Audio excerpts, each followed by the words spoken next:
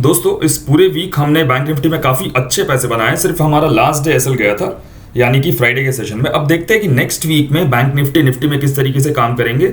और बहुत interesting chart structures बन रहे हैं और मैं वीकली से लेके डेली, उसके बाद 1 आवर और फिर 15 मिनट्स में इन 4 टाइम फ्रेम्स को एनालाइज करके आप लोगों को बताऊंगा। तो इस वीडियो को एंड तक देखिएगा, आपको बहुत ही इंफॉर्मेटिव चीज़ बताऊंगा जो आपको बाकी अभी यूट्यूब पे कहीं पे भी नहीं मिलेगा। तो चलिए स्टार्ट करते हैं। सबसे पहले मैं बैंक निफ्टी को वीकली टाइम फ्रेम पे लेके चले आता हूँ। देखिए बुलिश है, ये क्लियरली दिख रहा है हर तरफ से, हमें एकदम यहाँ पे क्लियर कट दिख रहा है कि ऑल टाइम हाई के पास आके इसने अपना एक क्लोजिंग दिया है। एकदम प्रॉपर है, कोई प्रॉब्लम नहीं है हमें। यहाँ पे वीकली टाइम फ्रेम पे आप देखिए प्रॉपर यहाँ पे कैंडल्स बन रहे हैं, कहीं यहाँ पे कोई नेगेटिविटी हमें कहीं भी नहीं दिख रहा। बट एक पॉइंट अब यहाँ पे नोटिस करिए, जो मैंने नोटिस करा लास्ट 3 साल के डेटा में, 3 साल से ज़्यादा पे नहीं जाएंगे हम लोग, 3 साल की बात कर रहा हूँ मैं। यहाँ पे जो वीकली टाइम फ्रेम पे 4 ग्रीन कैंडल्स बने हैं, आप देखो 1 2 3 4। और सबसे बड़ी चीज़ क्या है कि रेजिस्टेंस के पास आके बैंक निफ्टी ने क्लोज करा है। ये रेजिस्टेंस एक तरह से, ये जो ऑल टाइम हाई था ये यहाँ पे क्लोज करा है। इसके पास कल पूरा का पूरा अपॉर्चुनिटी था इसको यहाँ पे ब्रेकआउट कर देने का, लेकिन इसने ब्रेकआउट नहीं करा, रेजिस्टेंस के पास आके खड़ा। आप देखो रेजिस्टेंस के पास आके जनरली नहीं खड़े होते, यहाँ पे भी देखो ये ब्रेकआउट होके खड़ा होता था, लेकिन आज इस वाले वीक का जो क्लोजिंग है रेजिस्टेंस के पास क्लोज हुआ है। तो एक ये कहीं ना कहीं मेरे दिमाग में नेगेटिव पॉइंट चल रहा है। उसके बाद हम लोग एक हिस्ट्री के पॉइंट ऑफ व्यू से इसे समझते हैं। 1 2 3 4 ग्रीन कैंडल है यहाँ पे, ठीक है। अब देखते हैं प्रीवियसली जब वीकली टाइम फ्रेम पे 4 ग्रीन कैंडल्स बने हैं तो बैंक निफ्टी कैसे बिहेव करता है। 3 साल का डेटा देखेंगे सिर्फ, ठीक है। यहाँ पे देखिए 1 2 3 के बाद ही बैंक निफ्टी में रेड कैंडल बनता है, ठीक है। यहाँ पे देखते हैं 1 2 3 के बाद फिर बैंक निफ्टी में एक रेड कैंडल बनता है। यहाँ पे देखते जस्ट सेकेंड, 1 2 3 4 5, ठीक है। 5 के बाद यहाँ पे बैंक निफ्टी में रेड कैंडल बनता है। मेजरली क्या 3 के बाद हमें रेड कैंडल्स देखने को मिल रहे हैं। यहाँ पे देखते हैं 1 2 3 के बाद यहाँ पे फिर बैंक निफ्टी में रेड कैंडल बनता है। यहाँ पे देखिए 1 2 3 4 के बाद फिर बैंक निफ्टी में रेड कैंडल बनता है। हम लोग 2022 पे आ गए, ठीक है। यहाँ पे देखिए 1 2 3 4 के बाद फिर बैंक निफ्टी में रेड कैंडल बनता है। आप क्लियरली देखिए किस तरीके से ये एक इवेंट है, ये 5 कैंडल का नहीं तो बार बार 3 या मैक्सिमम 4 में बैंक निफ्टी में रेड कैंडल्स बन रहे हैं, ठीक है। ये वाला हो गया।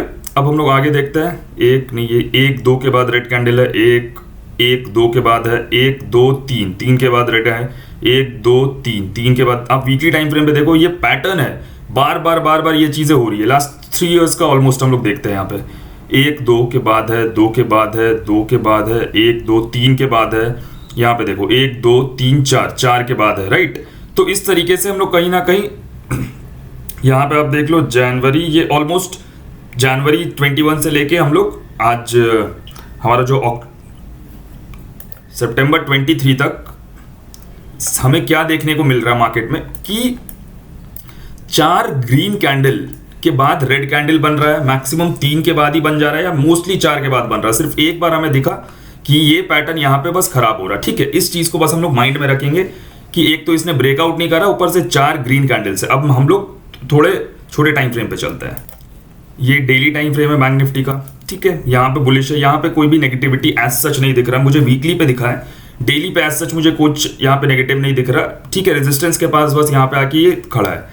हम लोग थोड़ा इसको छोटे टाइम फ्रेम पे चलते हैं। अब आपको यहाँ पे रियलिटी में दिखने लगेगा कि नेगेटिविटी कहाँ से मुझे यहाँ पे समझ आ रहा है।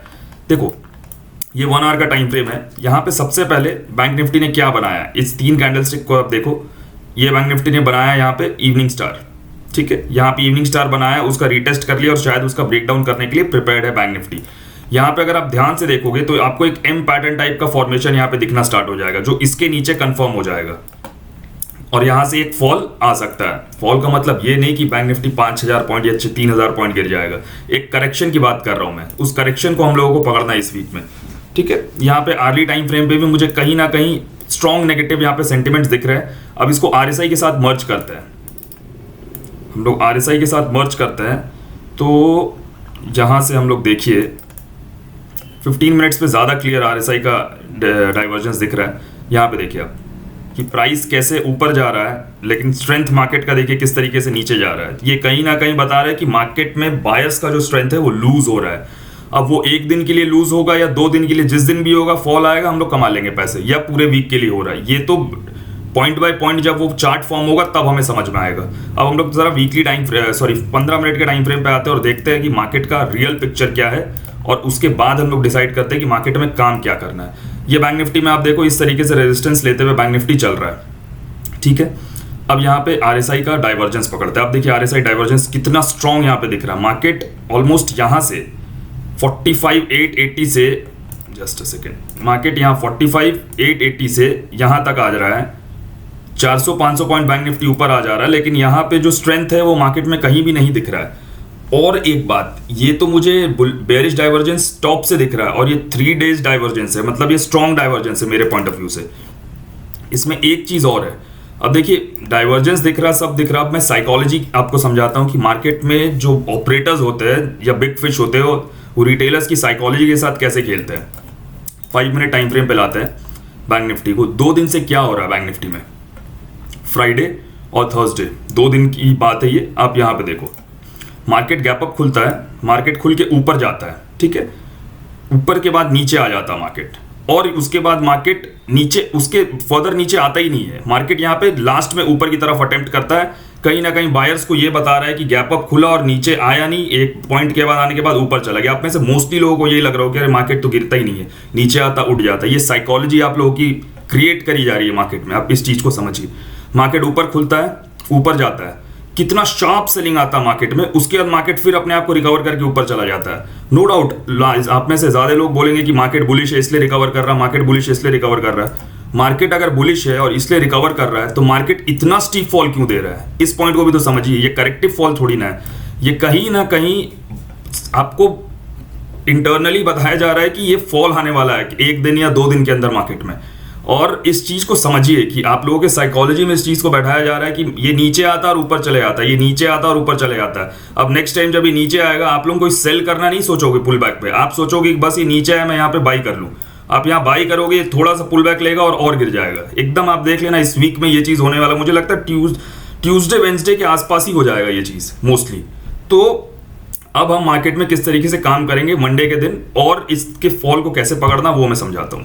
देखो गाइस, ये बैंक निफ्टी का 15 मिनट टाइम फ्रेम का चार्ट है। यहाँ पे जो रेजिस्टेंस हमें दिख रहा है एकदम सिंपल रखते हैं एनालिसिस को, ठीक है।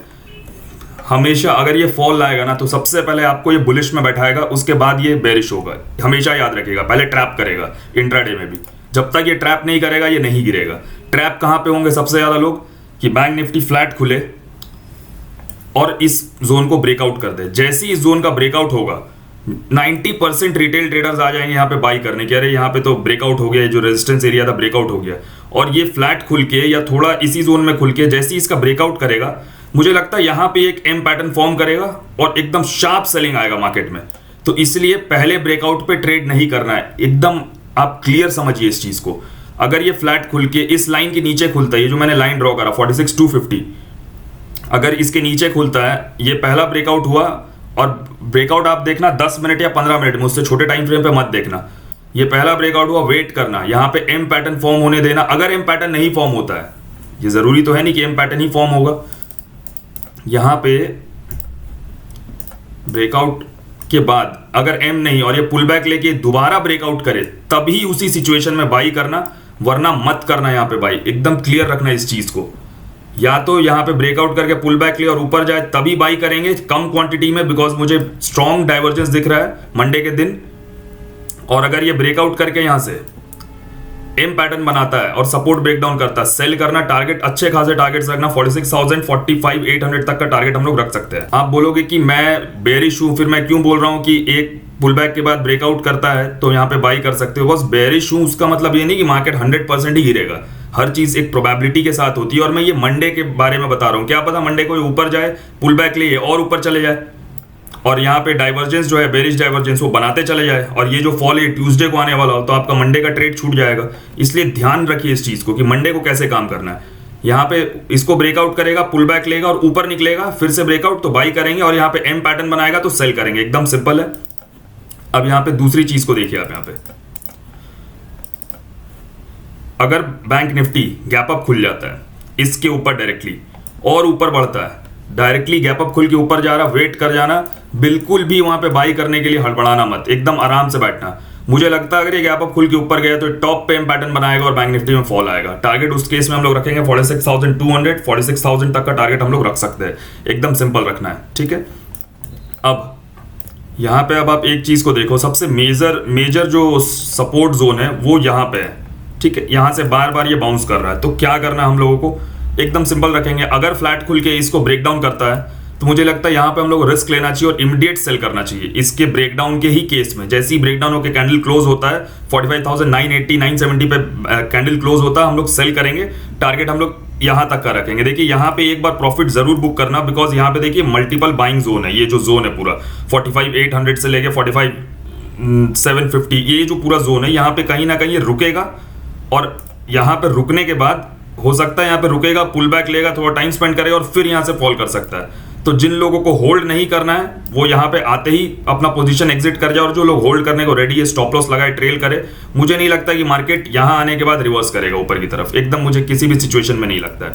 तो नीचे भी आएगा तो हम लोग वहां पे सेल ही करेंगे। अब एक सिचुएशन और आप समझ लो, बड़ा गैप डाउन खुल जाए बैंक निफ्टी, डायरेक्टली इसके नीचे खुल जाए, यहाँ खुल जाए, वेट करना एक 5 मिनट के टाइम फ्रेम पे, जैसे ही एक पुल बैक लेके नीचे की तरफ ब्रेकडाउन करेगा सेल करना, और आराम से उस सिचुएशन में हम लोग टारगेट 45,800 45,600 तक का टारगेट रखेंगे, ठीक है गाइज। मैं ज्यादा बायस्ड सेल साइड में हूं, ये तो आप समझ गए। मैंने सारे रीजंस आपको बता दिए, लॉजिक बता दिए। निफ्टी को शॉर्टली देख लेते हैं, बिकॉज सेम कहानी है निफ्टी में भी कि ऐसा खुलेगा तो एकदम देखो। निफ्टी में भी आपको मैं सेम दिखा देता हूं, ये यहाँ पे आप देखो डाइवर्जेंस कितना स्ट्रॉन्ग चल रहा है निफ्टी में। इनफैक्ट बैंक निफ्टी से ज्यादा क्लियर डाइवर्जेंस मुझे निफ्टी में दिख रहा है, आप यहाँ पे देखो, और वो भी 3 डेज डाइवर्जेंस है ये। तो ये कहीं ना कहीं सेलिंग के तरफ है मार्केट। यहाँ पे डबल टॉप का पैटर्न यहाँ पे ये क्लियर दिख ही रहा है, ठीक है। और सिमिलर काम करना है, कैसे कि अगर बैंक निफ्टी फ्लैट खुलता है या गैप अप खुलता है, इसके ऊपर जाता है, एक पुल बैक के बाद रेजिस्टेंस ब्रेक करेगा, तभी हम लोग बाई करेंगे, नहीं तो ऊपर गया एम पैटर्न देख के हम लोग सेल करेंगे। एकदम क्लियर कट है, इस चीज में कोई प्रॉब्लम नहीं है। गैप अप खुला, ऊपर जाके एम पैटर्न बनता, हम लोग सेल करेंगे। इसके नीचे आता है, हम लोग डायरेक्टली सेल करेंगे। एकदम आप समझो हर तरफ से मेरा सेल कॉल ही इनिशिएटेड है। बाकी मंडे को नहीं आएगा तो ट्यूसडे को क्या प्रोबेबिलिटी है, वेंसडे को तो मैं मंडे को बता दूंगा, या ट्यूसडे आना इसी 2-3 दिनों के अंदर है, जो मुझे बहुत स्ट्रांगली लग रहा है। दोस्तों अगर आप भी टेक्निकल एनालिसिस सीखना चाहते हो, प्राइस एक्शन, एडवांस एनालिसिस समझना चाहते हो, मेरे साथ ट्रेड करना चाहते हो, तो आप इन सब चीज़ों के लिए हमें टेलीग्राम पे मैसेज करिए। टेलीग्राम का लिंक आपको हमारे कमेंट बॉक्स में मिल जाएगा। और अगर मेरे वीडियोस आपको अच्छे लगते हैं, मेरी एनालिसिस आपको पसंद है, या इससे आपके ट्रेडिंग में आपको कुछ इनपुट मिल रहा है, तो प्लीज़ चैनल को सपोर्ट करिए। Do share this with your friends and family. Thank you.